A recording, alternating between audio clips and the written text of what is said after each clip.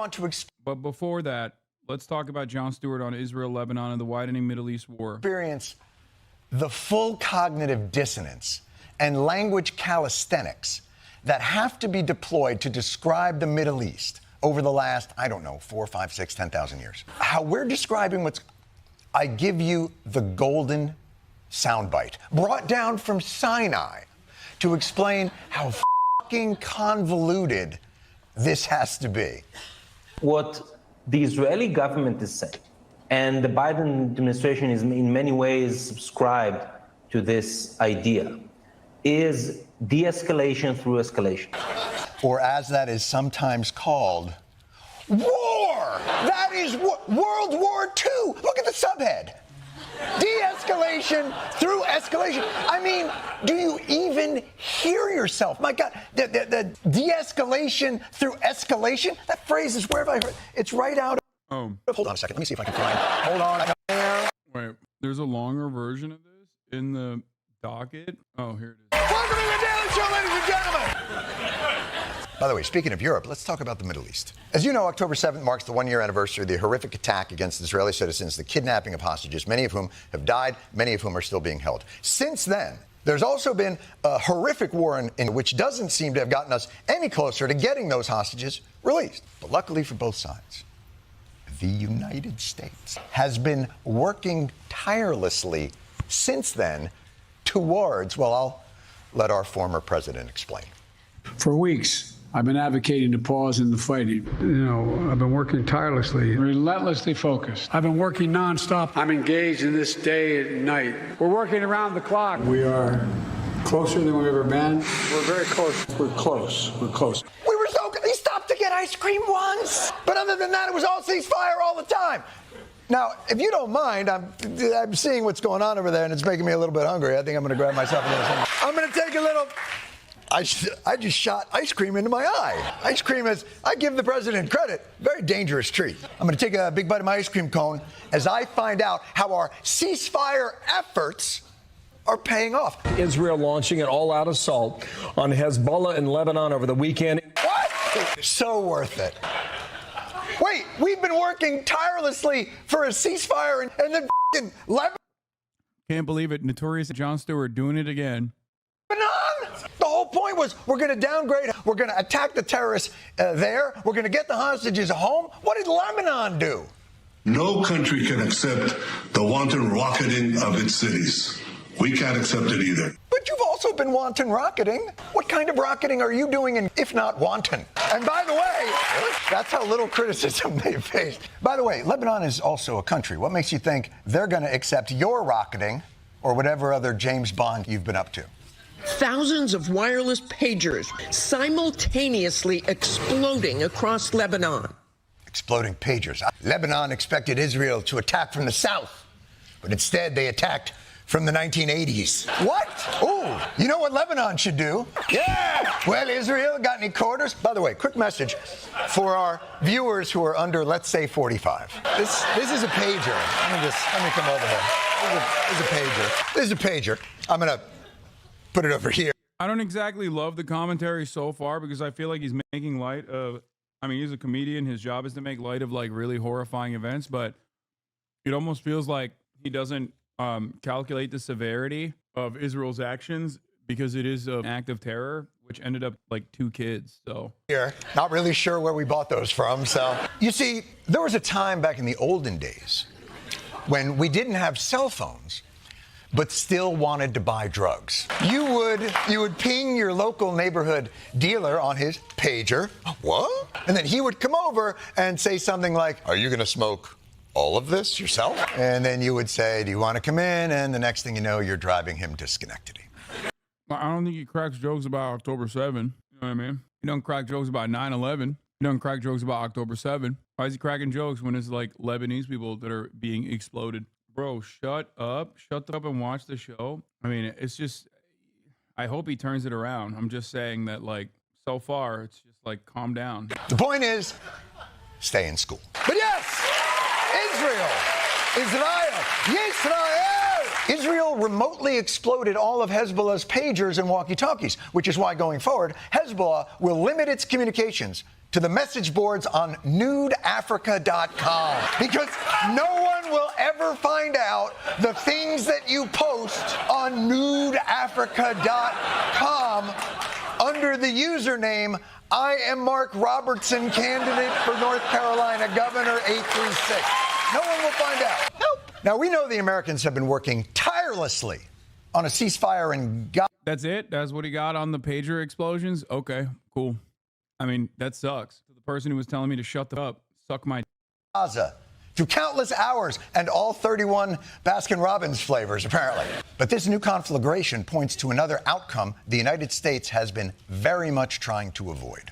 From day one, since October 7th, it's been one of our primary objectives to prevent the conflict from escalating, from spreading to other places. Prevent an escalation or widening or deepening of this conflict. We have been laser focused on trying to prevent that wider war since October 7th. I don't think we need a wider war in the Middle East. That's not what I'm looking for. Why would you be looking for that? You know what I'd love? A wider war in the Middle East. This is why the New York Times' coverage on the matter is so damaging, because it gives a permission structure to liberals to laugh about an issue that is like objectively inhumane, a direct act of terror.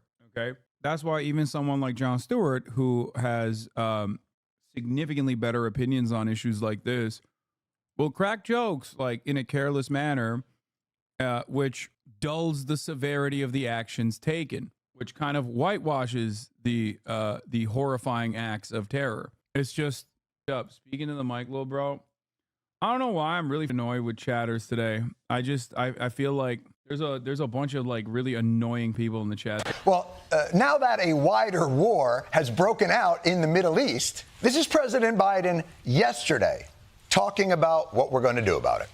We're going to do everything we can to keep a wider war from breaking out. How f***ing wide does this war have to be before we call it a wider? Well, without Turkey, it's still technically in the margins. Look, as far as I'm concerned, it's not a wide war until it includes Mongolian archers. Come on! What are we doing? And by the way, if this isn't the wider war, then what is this? It continues to be a very dangerous situation, a very difficult situation. It's a very difficult, volatile situation, and the situation could escalate at any moment. Oh, I'm sorry. Okay, so it's not a war. It's a volatile situationship. A friends with bomb-a-fits, if you will. But what if you really want to experience the full cognitive dissonance and language calisthenics that have to be deployed to describe the Middle East over the last, 4, 5, 6, 10,000 years? How we're describing I give you the golden soundbite brought down from Sinai to explain how convoluted this has to be. What the Israeli government is saying, and the Biden administration is in many ways subscribed to this idea, is de-escalation through escalation. Or as that is sometimes called, war! That is World War II! Look at the subhead. De-escalation through escalation. I mean, do you even hear yourself? My God, the de-escalation through escalation? That phrase is, where have I heard? It's right out of, hold on a second. Let me see if I can find, hold on. No, it's not in there. Hold on. Let me see if I can find, no, it's not in there.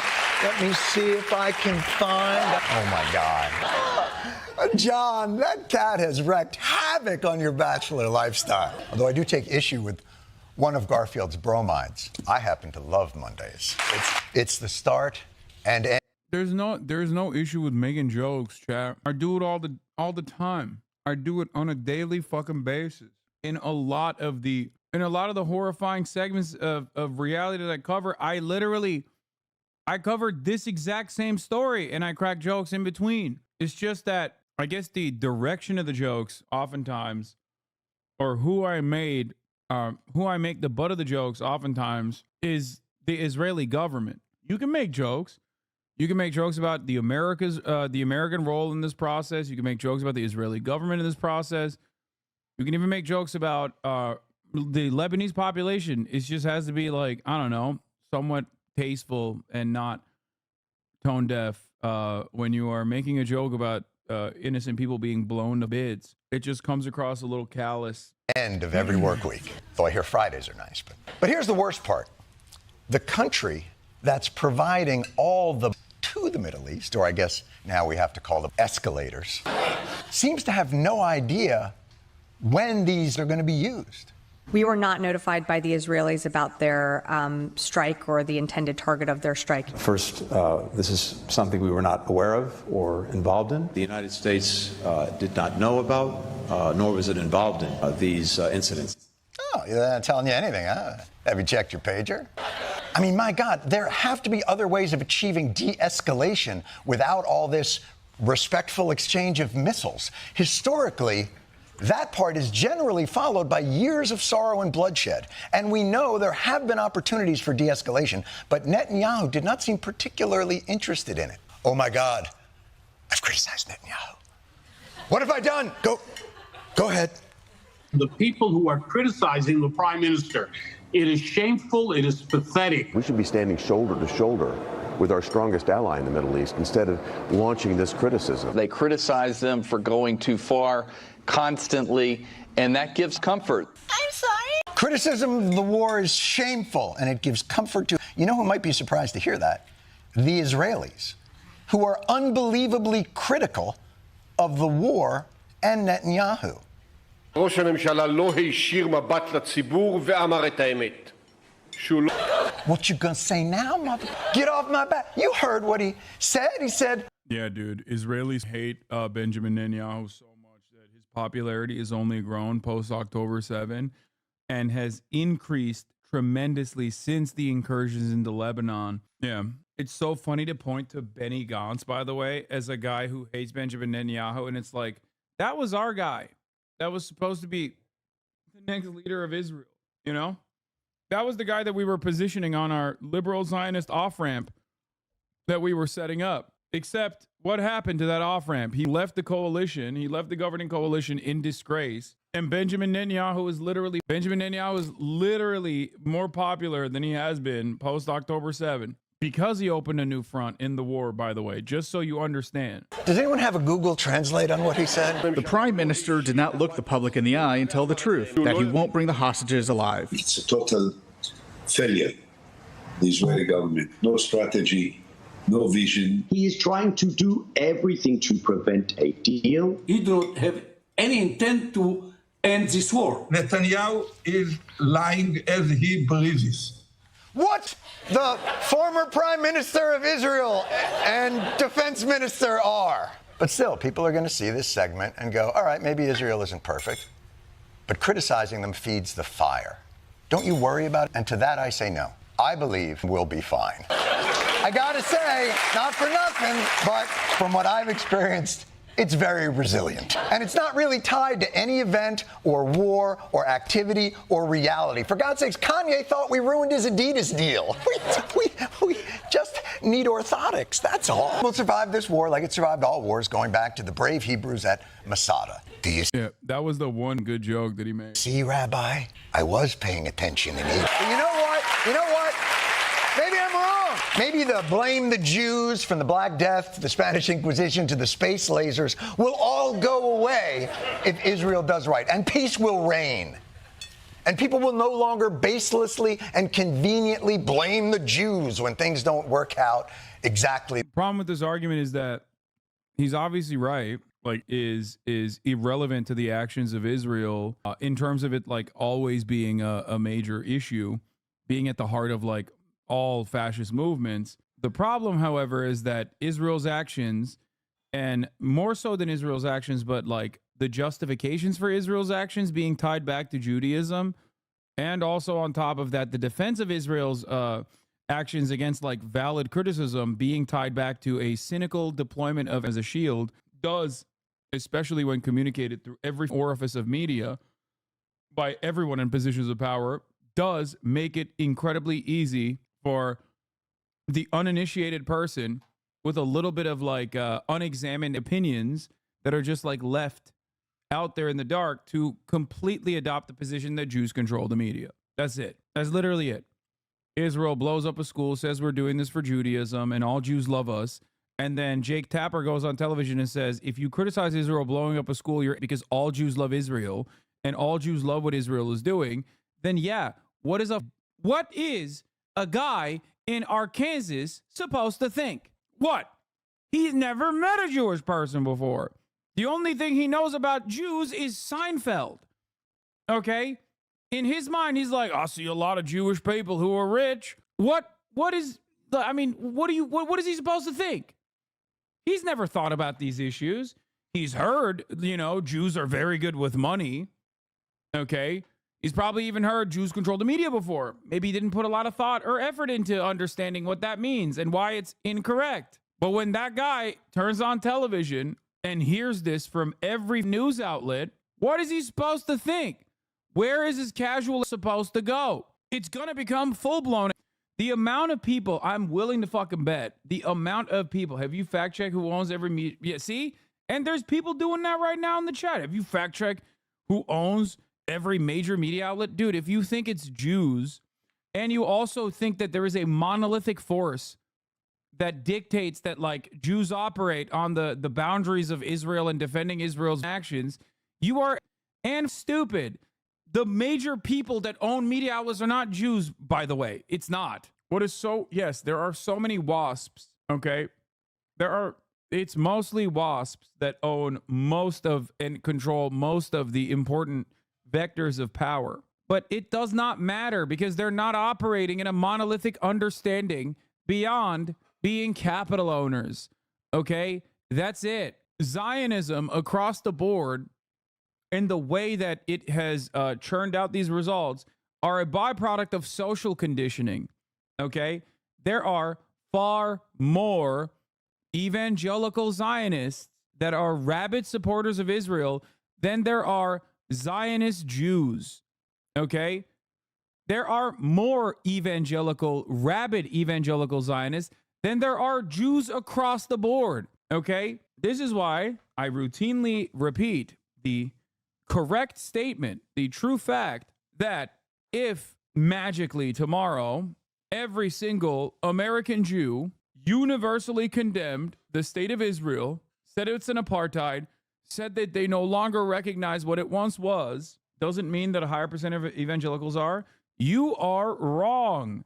You are literally wrong, okay? The Jewish support for the state of Israel is not as black and white as you think it is. A lot of that is never perfectly defined. Why is it never perfectly defined? Because institutions that are supposed to deal with it want to maintain the idea that Israel is a Jewish ethno-state and that's good and all Jews like it the way it is and all Jews want to defend it. Okay? So you never get like a full-blown accurate analysis on the subject matter. Okay? But if you think that a higher percentage of Jews are pro-Israel with the same severity, you can look at the numbers. Who gives more money to the state of Israel, specifically the settler projects? If you think Jews make up a higher percentage of the donations, or if you think Jews are donating more money to Israel than evangelical Christians, you are wrong. Okay? It's funny because even the inception of Israel, under the Balfour Declaration, Lord Balfour wasn't a person, but he was motivated by Christian Zionists. And the one that literally said, no, dog, we shouldn't ship all the Jews to Israel, or not Israel at the time, British Mandate Palestine, was a Jewish guy. The one guy who openly spoke out against it was a Jew. Christian Zionism predated Jewish Zionism. Most Jews in America, in spite of their insane amounts of social conditioning that they get early on, have damn near identical perspectives on the maintenance of the state of Israel as everybody else. Okay?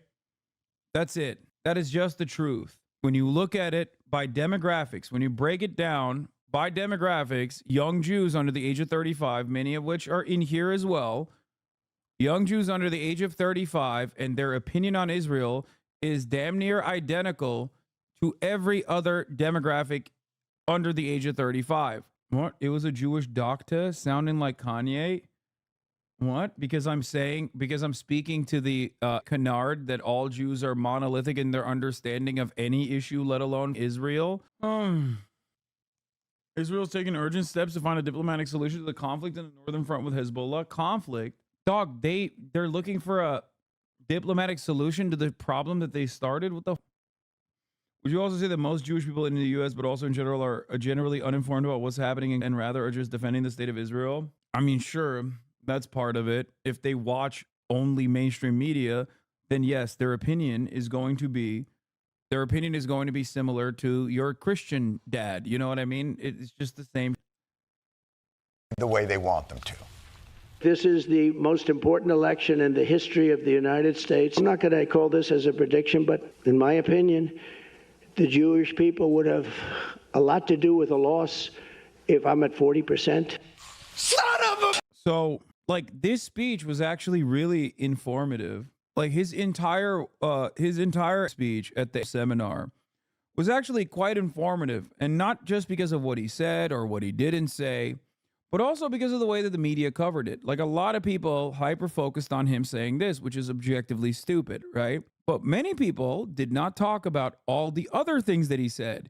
The many instances where he basically defended Miriam Adelson, said, I gave Sheldon and Miriam everything they wanted. Like, pure graft, okay? Pure graft across the board.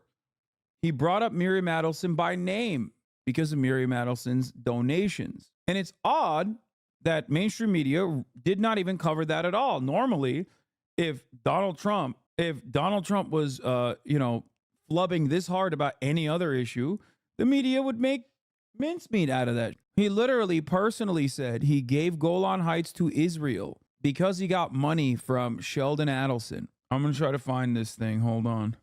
Michael Treacy, I can't believe I'm saying this, but Michael Treacy clipped it.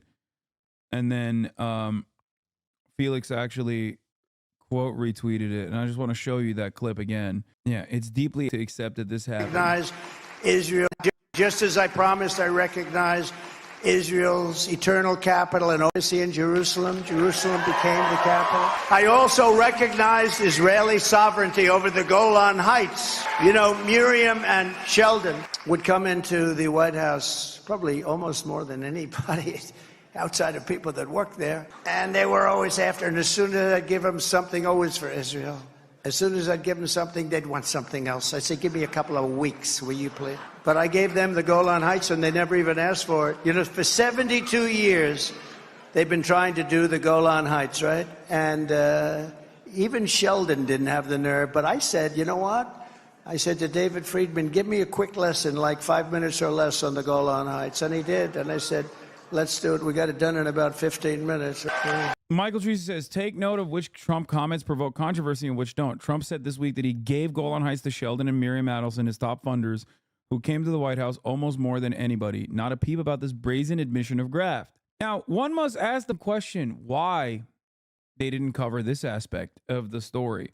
Or why they didn't even talk about Donald Trump's, I guess, objectively correct statements in terms of like anti-Semitism rising in college campuses. Because they believe it too, and they agree with it. That's why, okay? And the great question, exactly, the real follow-up to that is because Biden did nothing to undo it. Why would he do that? Because Biden is also an ultra-Zionist. The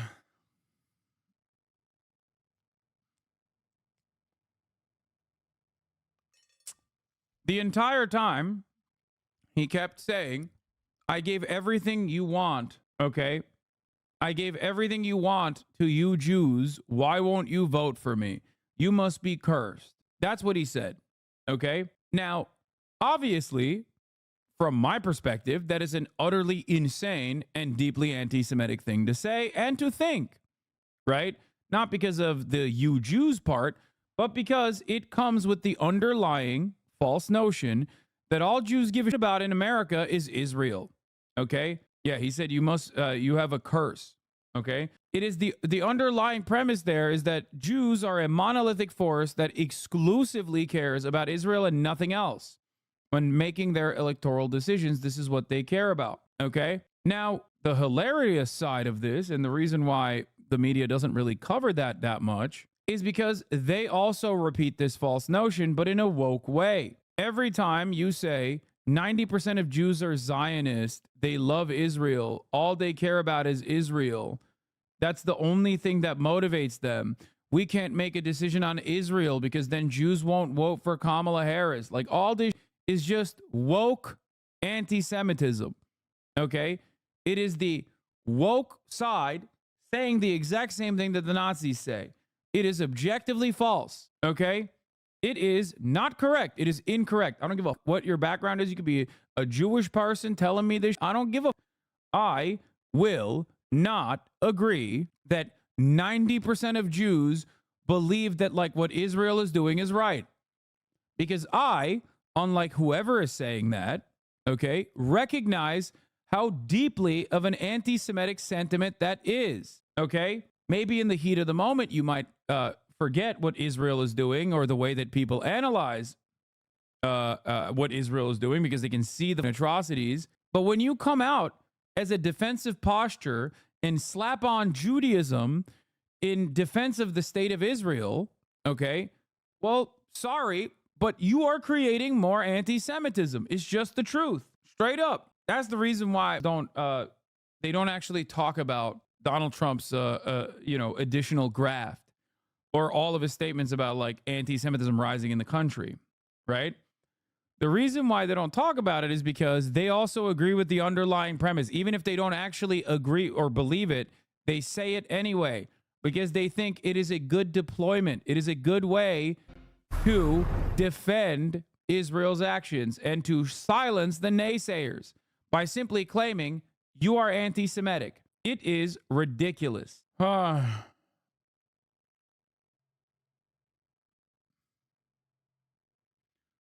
Sorry for casual Hasan. MWM dragging his name through the mud on their live. I don't know who MWM is. Why are people constantly coming in here to be like, bro, like Wesley Bucksteak said you're doo-doo head. Like, I genuinely have no clue what you're talking about. And honestly, I don't care, you know, and neither should you. I just don't give a dog. You don't understand. You have to address this, bro. Xylitol told everybody that you suck. Like, you suck big time, dude. You have to address it, bro. I wouldn't take it. On God, I wouldn't take it, bro. I would not, bro. I don't care. I don't care. Focus on what actually matters, okay? Like the top of the hour ad break, which comes at the top of every hour. If you no longer want to see those ads, then you have to subscribe, which you can do for $6 or for free with a Twitch Prime. Here's a 3-minute ad break now. The 90% of Jews are a Zionist number is based around a falsehood, okay? It is the constantly changing definition of Zionism. It is directly related to the constantly changing definition of Zionism. In a defensive posture, Zionism can mean anything, okay? There is no, like, one singular definition that everyone can get together and agree on for some weird reason. But the other reason is the other number. I remember reading an article on this, but, like, it's just like a made-up poll. It's not like a real poll, but it keeps getting repeated over and over and over again in media. People say it all the time because they think it's a great way to be like, well, when you say Zionist, you mean Jew. First of all, in the grand scheme of things, just by the numbers, okay? Just by the numbers. If you personally think that there are more Jewish Zionists than there are evangelical Zionists, you're just wrong and delusional and stupid, okay? Zionism is primarily in this country defended by and logistically supported by American Christians. Kufi, Christians United for Israel, is the largest donator to West Bank operations. Kufi, Christians United for Israel, CUFI.